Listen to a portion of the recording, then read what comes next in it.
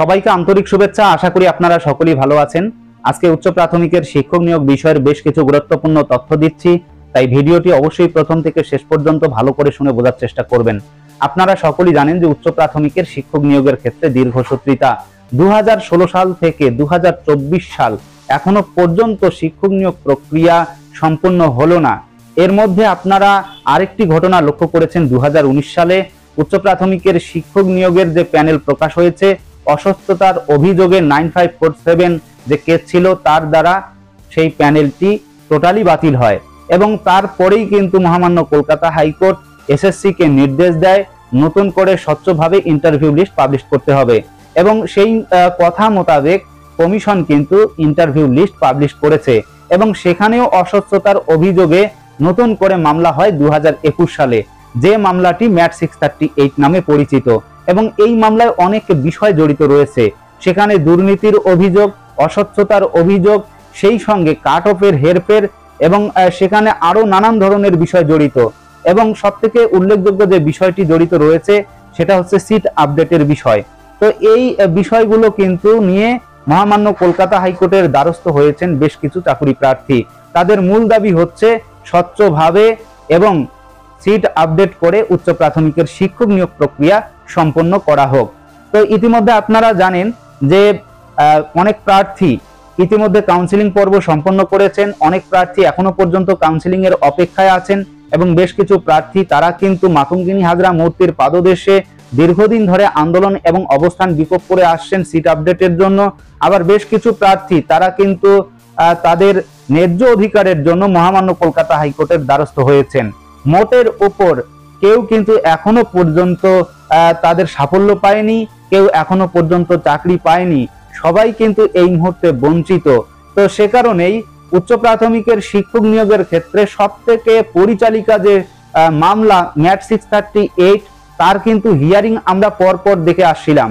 আপনারা হয়তো জানেন যে এই ম্যাট 638 শুধুমাত্র একটা বেঞ্চেই হিয়ারিং হয়ে আসছে এমনটি নয়, অনেক আইনজীবী, অনেক বিচারপতির কাছে এই ম্যাট 638 গিয়েছে, তারপর অনেক বেঞ্চে কিন্তু এই ম্যাট 638 ঘোরাফেরা করেছে এবং এখনো পর্যন্ত সেই ম্যাট 638 এর সুরাহা হয়নি, এখনো পর্যন্ত একটা পূর্ণাঙ্গ অর্ডার পাওয়া যায়নি।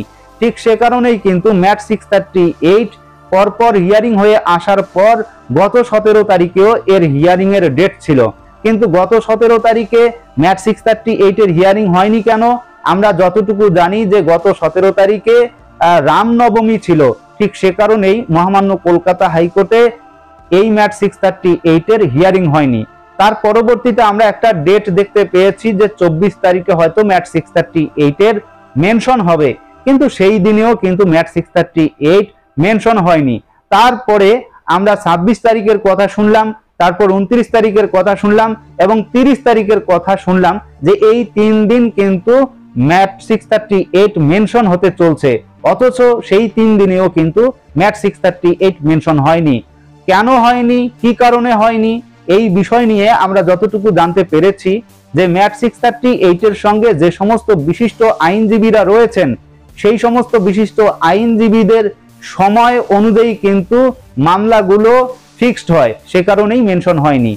আমরা ইতিমধ্যে যা দেখলাম, বিচারপতি তিনি অত্যন্ত ওয়াকিবহাল, তিনি চাইছেন যে ম্যাট 638 তার হিয়ারিং হোক, কিন্তু বিশিষ্ট আইনজীবী তিনি কিন্তু থাকতে পারবেন না, সে কারণেই কিন্তু ম্যাট 638 এর হিয়ারিংটা কাছাকাছি হলো না, অর্থাৎ 13 তারিখে যে হিয়ারিং হওয়ার কথা ছিল সেই 13 তারিখে হিয়ারিং হবে না। তো তারপর সেই বিশিষ্ট আইনজীবীকে বিচারপতি জিজ্ঞাসা করেছেন তিনি কবে থেকে উপস্থিত থাকতে পারবেন কোর্টে।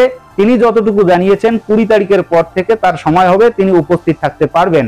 তো সে কারণেই কিন্তু বিচারপতি তিনি কি করেছেন যে 20 তারিখেই ম্যাট 638 সেটাকে ফিক্সড করেছেন এবং তিনি সময়টাকেও ফিক্সড করে দিয়েছেন যে দুপুর 2টোর সময় ম্যাট 638 এর হিয়ারিং হবে মহামান্য কলকাতা হাইকোর্টের ডিভিশন বেঞ্চে। তো এই হচ্ছে ম্যাট 638 এর সামান্যতম বিষয়। আর এই ম্যাট 638 সম্পর্কে আমরা যতটুকু জানি যে আর মাত্র নাকি 2-3টে হিয়ারিং এর মধ্যেই এর পরিসমাপ্তি ঘটবে। তো অবশ্যই আমরা সেই দিকে তাকিয়ে থাকবো।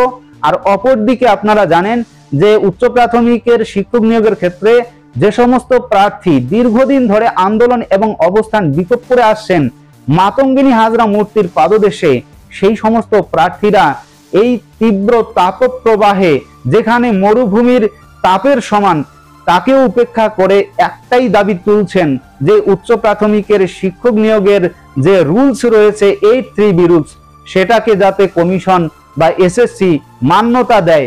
সেই জন্যই কিন্তু তারা সেখানে দীর্ঘ 680 দিনের অধিক তারা আন্দোলন এবং অবস্থান বিক্ষোভ করে আসছেন।